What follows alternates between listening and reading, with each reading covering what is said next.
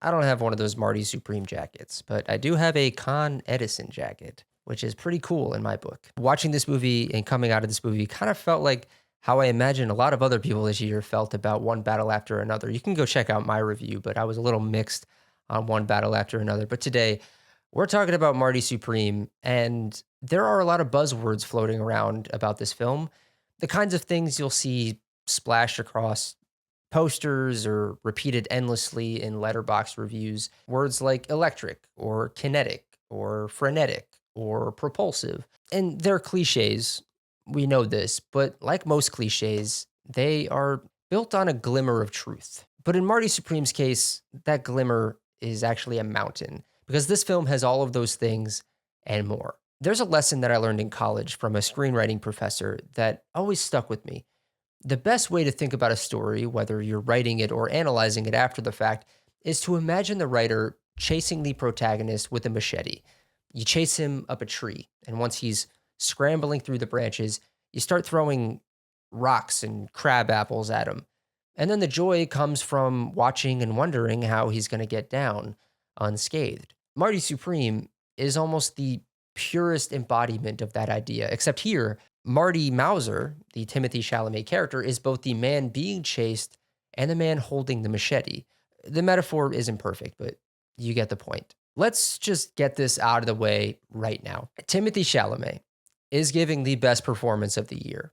Not only is this the best performance of his career, it is the best performance of the year, full stop. And I'll be pretty mad if he doesn't come away with the Oscar next year. What immediately stands out is his wiry con man energy. He never stops moving. He feels like his brain is operating at 100 miles per hour, 24 hours a day, constantly calculating how to get out of a jam or how to scheme his way into one that might make him rich. Before I get too ahead of myself, this film follows Marty Mauser, a fictionalized character inspired by a real-life table tennis prodigy from the 1950s. Marty is a prodigy, yes, but he's also a dreamer, someone who believes in himself more than perhaps anyone has ever believed in themselves ever. At one point, he says that failure doesn't even enter his consciousness. He is the ultimate manifester. He talks about seeing his face on a Wheaties box one day. And the remarkable thing is that when he says it, we believe him. For as talented as Marty is at table tennis, he's just as talented at getting himself into trouble. His hunger for success, recognition, for fame, for money, for adulation is so overwhelming that he's willing to do just about anything to get it. After the first act set in London during the British World Championships, where he ultimately places second, Marty returns to the United States needing to figure out how to scrape together enough money to make it to the World Championship in Japan. And that kicks off the bulk of the film. Marty ripping people off, stumbling into get-rich-quick schemes, endangering himself and everyone around him, including his childhood best friend Rachel, played by Odessa A'zion, whom he's been sleeping with behind her husband's back, and who becomes pregnant, even if Marty refuses to fully acknowledge it. But even his sperm are winners. I can go on and on about the various detours and side roads that this film takes, but I don't think I need to catalog them all here. What matters is that Chalamet's performance is ferocious and relentless. Marty is always thinking and ticking and always talking, almost compulsively, almost as if silence itself might trap him. There's a spectacle to the liar, to the con man, and Marty is equal parts delusional dreamer, think something like Fitzcarraldo, and irresistibly charming, convincing liar, a la Frank Abagnale Jr. from Catch Me If You Can. He fails just as often as he succeeds when talking his way out of trouble, and there's no shortage of trouble. Watching him, I couldn't help but think of other cinematic comparisons. Think of Dirk Diggler in the back half of Boogie Nights, particularly the Alfred Molina scene with the firecrackers and Sister Christian. In fact, this entire film feels like a 2.5-hour expansion of that scene. There's also Nicole Kidman's character Suzanne Stone in To Die For, in terms of narcissism. And then you have Simon Rex as Mikey from Sean Baker's Red Rocket, and Jake Gyllenhaal's Lou Bloom in Nightcrawler. These are all characters who are deeply entertaining to watch, even as they behave monstrously. They're liars, they're opportunists, they're narcissists. And one way I found myself understanding Marty is as a kind of addict. His drug of choice isn't heroin or cocaine, it's adulation, it's success, it's the intoxicating scent of recognition just beyond his reach.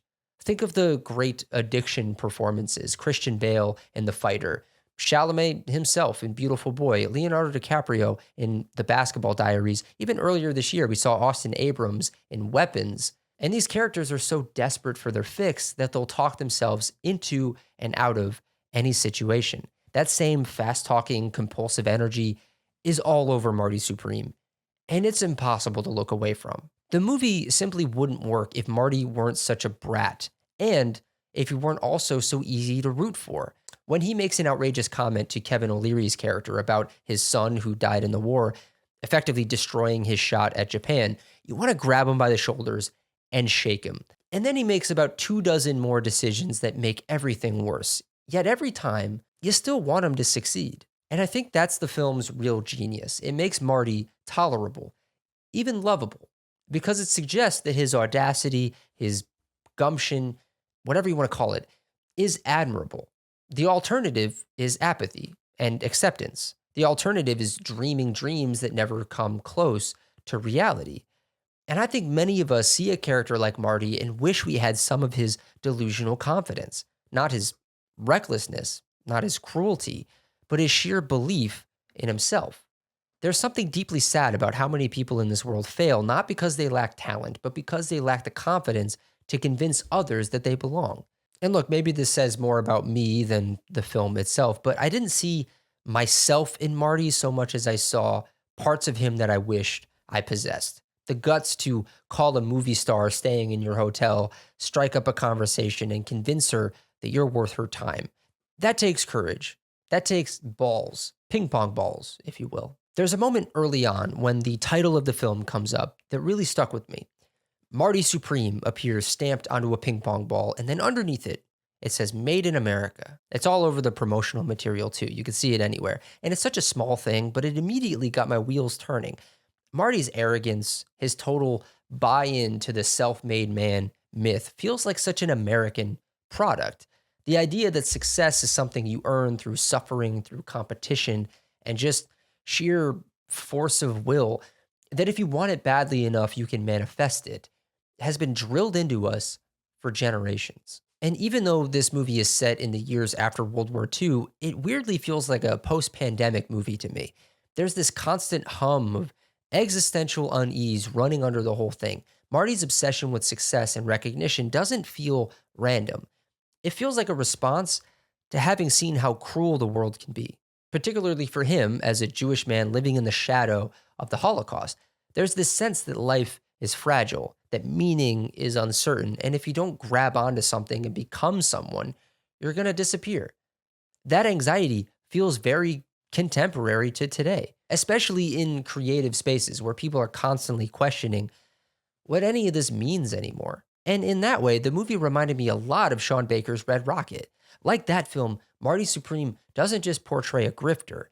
It kind of portrays America itself as a grifter, as a capitalist, as a salesman first and foremost, a country that's always hustling, always pitching, always willing to cut corners and cut throats if it means getting ahead. Marty feels like a stand-in for that idea, and I don't think that's accidental at all. And just real quick, although not really real quick, I have a tangent incoming, so skip ahead to this timestamp if you start to get bored. What's interesting to me is how often American films return to this specific type of character. The compulsive liar, the grifter, the hustler, the person who is so convinced of their own destiny that truth becomes flexible and even irrelevant. Characters like Marty Mauser, characters like I mentioned before, Mikey Saber in Red Rocket, Nicole Kidman's Suzanne Stone in To Die For, or Lou Bloom in Nightcrawler aren't just pathological individuals.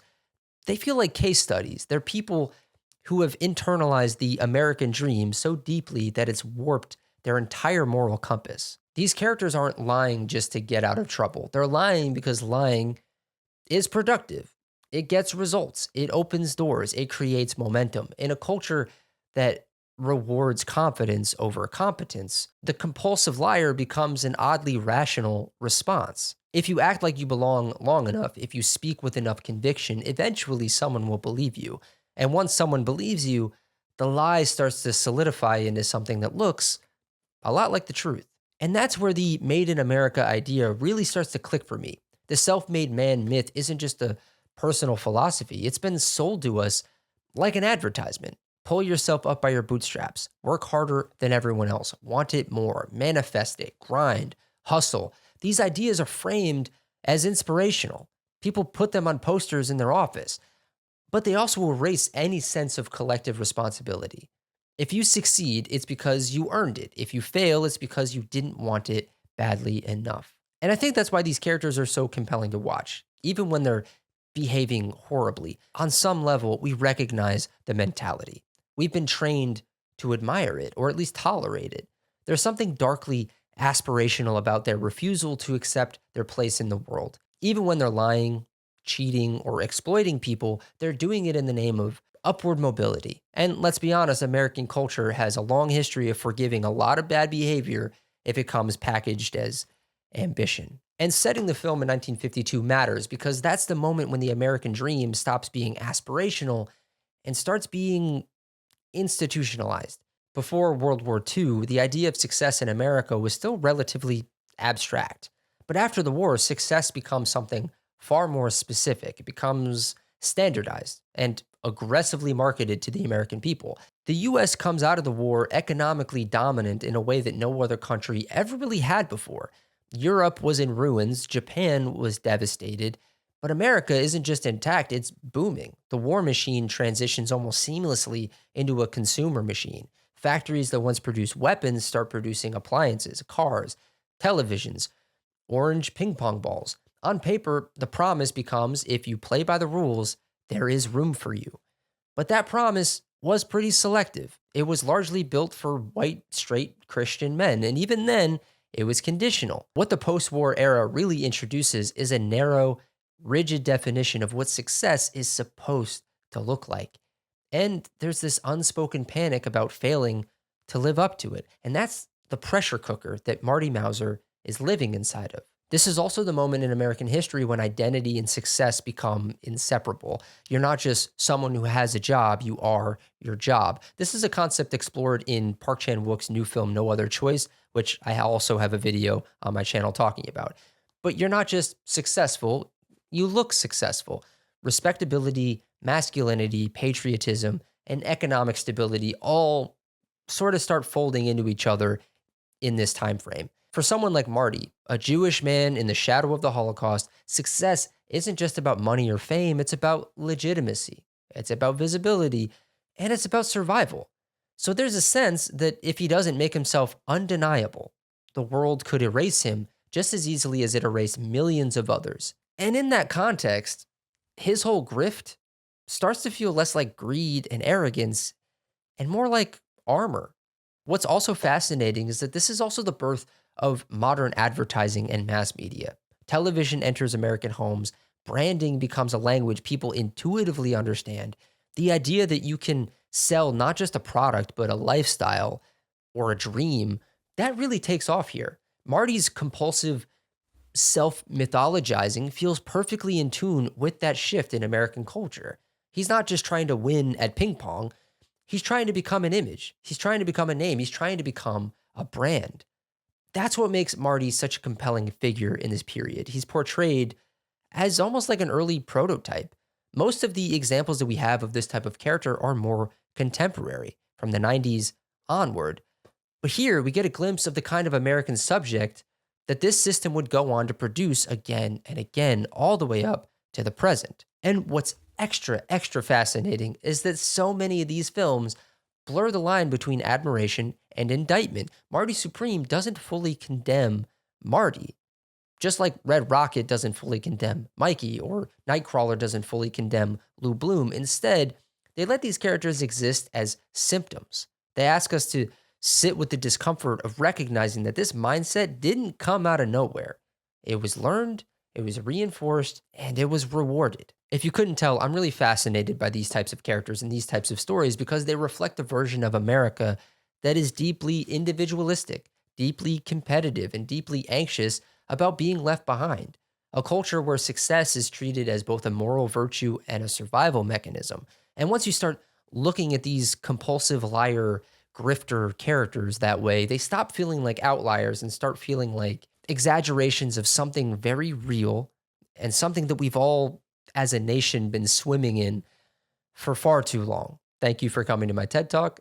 Let's get back to talking about the subject at hand. On a purely formal level, Marty Supreme is just exhilarating. I've been a big fan of the Safdie brothers ever since I saw Good Time when it came out, and Josh Safdie continues to prove, whether he's working with Benny or doing it on his own, that he's one of the most exciting filmmakers working right now. I recently watched The Killing of a Chinese Bookie, directed by John Cassavetes. It was my first Cassavetes film, and it's impossible not to see the lineage, the grimy, handheld, slightly out of control feeling, that sense that everything could fall apart in a second because of one bad decision. John Cassavetes' DNA is all over Marty Supreme, just like it's in all of the Safdies' work. I really do think that years from now, people are going to talk about the Safdies the way that we talk about Scorsese's run in the 70s. Their movies are stressful and immersive and kind of exhausting, but in a way that feels purposeful. Marty Supreme has that same Safdie anxiety, but it's a little more restrained than, say, Uncut Gems. It's still tense, it's still deeply uncomfortable, but it's also more generous, it's more forgiving, and I think that that actually makes this film hit harder than any of their previous work. The cast of this movie is ridiculous. Obviously, Chalamet is doing something special here. I already mentioned that, but the supporting cast is just as stacked. Kevin O'Leary, love him or hate him, is perfectly cast as this wealthy ink magnate that Marty latches onto as a potential benefactor. Gwyneth Paltrow plays Kevin O'Leary's wife, an aging movie star trying to claw her way back into relevance. Emery Cohen shows up as Rachel's husband. I love seeing him show up in things like The Bike Riders and Rebel Ridge, and now this. Tyler, the Creator, pops in as one of Marty's closest friends and partners in his ping pong hustling schemes. Abel Ferrara shows up as a dog-loving gangster that Marty gets tangled up with. Penn Jillette appears briefly for some reason. I have no idea why he's in this movie, but he's good in his brief role. Fred Heckinger pops in. Fran Drescher plays Marty's mother. Just faces keep showing up, and it somehow never feels distracting. The Safdies, much like Sean Baker, are excellent at casting faces for particular roles. And now one of the things that Josh Safdie and Ronald Bronstein, his co-writer, do so well in the script is how every lie that Marty tells directly leads to the next problem. Nothing feels random. Nothing feels tangential to anything else. One bad decision turns into a bigger bad decision, which turns into a full-blown crisis. It's all connected. You don't fully realize how carefully designed it is until the movie's over and you start replaying it in your head, tracing everything back to the first little choice he made that he absolutely did not need to make. It's a really rewarding experience to look back on the film and think about all of the moments where Marty makes conscious decisions that ultimately end up fucking him over or fucking over someone he actually cares about. And the real thrill of the movie isn't just recognizing those decisions in hindsight, but it's feeling that emotional undertow in the final scenes, the thing that pulls you right back when you might otherwise expect the film to simply spiral out of control. Throughout the entire movie, Marty operates with this every man for himself mentality. And in a lot of ways, it mirrors the way we tend to think about success in America. I kind of already did that whole rant, but it's extremely individualistic. It's hyper-focused on personal gain. And that's very different from Eastern cultures, where there's much more emphasis on the collective. In America, we just don't really do that. We're taught, consciously or not, that it's every man for himself. And over the course of the film, Marty slowly comes to see that mindset for the waste that it is. And I don't think it's an accident that the film's final sequence takes place in Japan. It's a country where Marty gets to see firsthand what success looks like in an Eastern nation, what it means when achievement isn't rooted entirely in ego or individual dominance. When he flies back home, there's a real understanding that every man for himself can become a self-fulfilling prophecy if you're not careful. And that if he keeps behaving the way he's been behaving, he's genuinely bound to end up alone. Now, I've been talking for a while at this point, so it feels like the right time to start wrapping things up. And while I'm on the ending, I want to talk about the kind of bait and switch that happens by nature of this being a Safdie film. I truly felt like I was waiting, and I think a lot of people in my theater were waiting as well, for Marty Mauser to be shot in the head at the end of this movie, or for something equally horrific to happen to the baby before it was born. That's just what we've been conditioned to expect. But the film does what I think is the right thing and the smart thing by remaining hopeful and compassionate toward Marty Mauser. It allows him to complete his arc without feeling the need to be cynical, without yanking the rug out from under him once he's learned his lesson. People do get hurt along the way, but for the most part, they're people who are far less redeemable to begin with. Characters like Penn Jillette's or Abel Ferrara's. Everyone else is relatively unscathed by Marty's antics. I was incredibly moved by the final shot of this film, and I do think there's a bit of meta-awareness on Josh Safdie's part here. He knows that the audience are going to go into this movie expecting the worst. They see Marty causing as much chaos as he does, and they assume that it's not going to end well for him. So, by the end, when we're presented with the literal product of his own DNA, his child, and we see him look at his child and start to cry, it feels like something genuinely shifts inside of him. Because I think in that moment, Marty is registering a new understanding of what success actually looks like for him. And at least for me, there's a belief that he's going to put the same energy that he always put into table tennis into being a father. That's how I choose to read the ending. Now, really quickly, it would be a total shame if I didn't touch on Darius Kanji's cinematography, which is incredible. He's been one of the most notable cinematographers working for over 20 years at this point. You also have Daniel Lopatin's 80s synth score, which feels so strangely alien to a story set in the 1950s, but somehow, some way, it works perfectly because of how it interacts with Darius Kanji's visuals and the way that all of the characters behave throughout the film. When you mix that synth-heavy score with the soundtrack featuring New Order, Alphaville, Public Image Limited, and Tears for Fears, you get a strange collage of iconography from different eras of American history. It's really fascinating, and it feeds directly into this idea that this movie is a sort of synthesis of genre.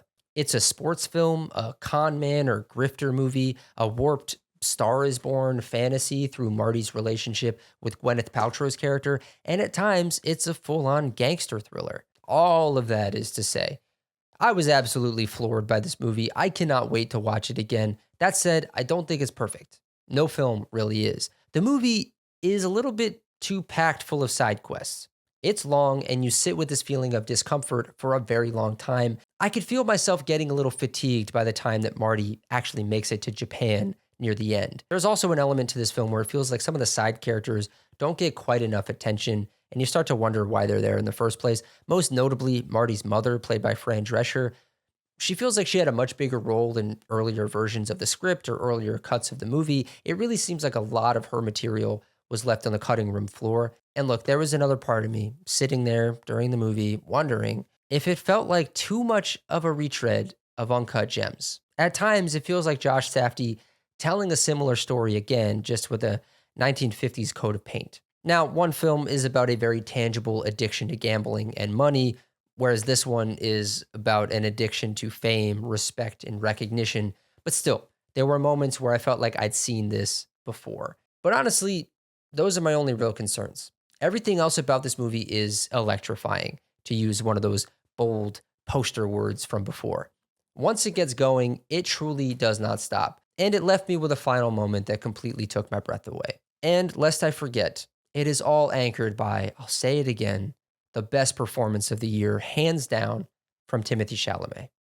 But what did you guys think of Marty Supreme? Let me know down in the comments. I had way too many thoughts to pack into this one video. You could probably tell because of that little tangent I took in the middle there. Sorry about that again. But this really is one of the best movies of the year, possibly my favorite movie of the year, but I'm not revealing that just yet because I do have a video coming out pretty soon about the best movies of 2025. So make sure that when you're done down in the comments, you like this video, hit the subscribe button, and hit the bell to be notified when new videos show up on this very channel. And then when you're done with that, go follow me over on Letterboxd so you can see what I'm watching when I'm watching it. And with that, I'll see you all next time.